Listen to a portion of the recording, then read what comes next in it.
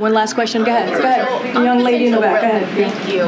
On the potential rail strike, some representatives today putting blame on the Biden administration, saying that it should have never come to this. What went wrong from the administration's point of view in September? We don't think anything went wrong. We believe that on September 15th, he came through with a temporary agreement that had an increase in pay by 24%. It had a 5,000 bonus. It has a 5,000 bonus for workers. And let's not forget, when that agreement came out on September 15th, it was lauded and praised by the unions and union leadership. So again, this is a president that has delivered for the union, and he sees himself as a pro-union president. That term has been given to him by labor. All right, bonjour. Bonjour. Oh, nice. Okay. Get into the spirit, folks. Thanks, everybody. Au revoir. Au revoir. Bonne nuit. But at the end of the day, you are fighting inflation. This White House is fighting inflation. And it sounds like the numbers will go up again. What is in place? What are you guys working on in case there is a strike? In understanding those numbers and all the things that you qualified and quantified, what is in place to cushion the American taxpayers' pocketbook or the American consumer's pocketbook? The president is confident that Congress is going to act on this, that we are going to, work to avert a railway shutdown. That's why you saw the House today. He complimented the House, the Speaker, and the leadership to getting moving the bill forward, and it includes $1 billion over the past 3 quarters, and essentially says that they should use some of those profits to put it back towards their workers and make sure their workers have paid sick leave. I wonder what the president makes of those comments. We've heard the president before call out industry, call out the gas and the oil and gas industry for making record profits and not putting that back towards consumers. Does he feel the same way about the rail industry? I want to be very clear here. The temporary agreement that the president was able to secure in September, on September 15th, as you know, that's when we announced it, had some real wins for workers. It really did.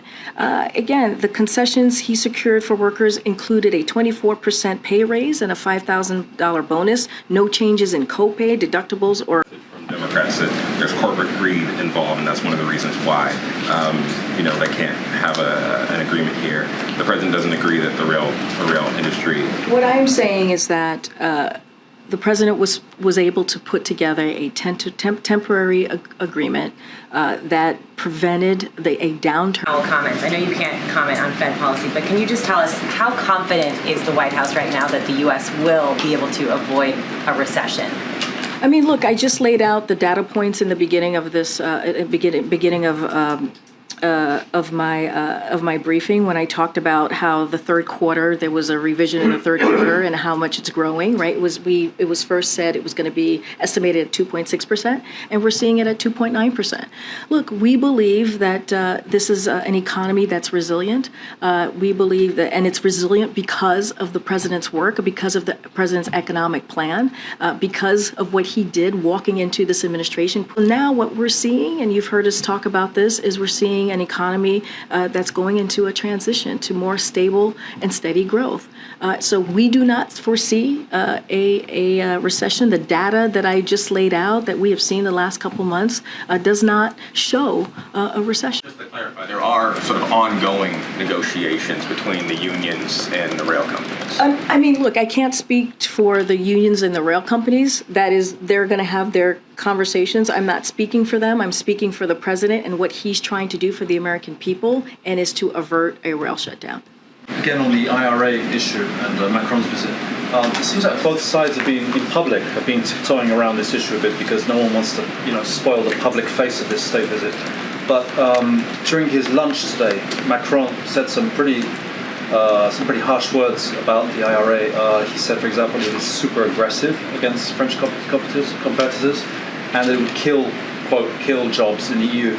So I know you've said that you've taken it into account and you're considering and so on, but does the president, you'll be meeting with Macron for hours, I guess, tomorrow, does he have some kind of sympathy for the straits that Macron seems to say that he's in on this? And, in other words, is he really taking this on board as a very acute problem, the president? Because that seems to be the way Macron's putting it out there. Look, I'm not going to get ahead of what's going to be on the agenda for their visit tomorrow. I'm not going to get ahead on what they're going to talk about, the topics that they will contribute to the growth of the clean energy sector globally, as I've mentioned already in the Inflation Reduction Act. And it presents significant opportunities for European firms and as well as benefits to EU energy security. This is not a zero-sum game. But we have to remember the Inflation Reduction Act is a historic piece of legislation that's going to lower costs for the American people. And it's also going to invest, a historic investment into dealing with climate change in a real... Last night had a statement praising the Senate for passage of the Respect for Marriage Act, because as you know, there are members of the LGBT community who argue that the bill is weak sauce. It doesn't go far enough to protect the rights of same-sex married couples in the event that Obergefell does get struck down. What's the White House's message to those who are concerned that the bill doesn't go far enough? Look, you saw the president's statement last night. This is a huge step forward. And it is historic that we saw this movement from Congress in a bipartisan way to protect same-sex marriage. And I think, in the time that we're in, when we're talking about the differences between Republicans and Democrats and how we're not able to get things done, we're seeing that right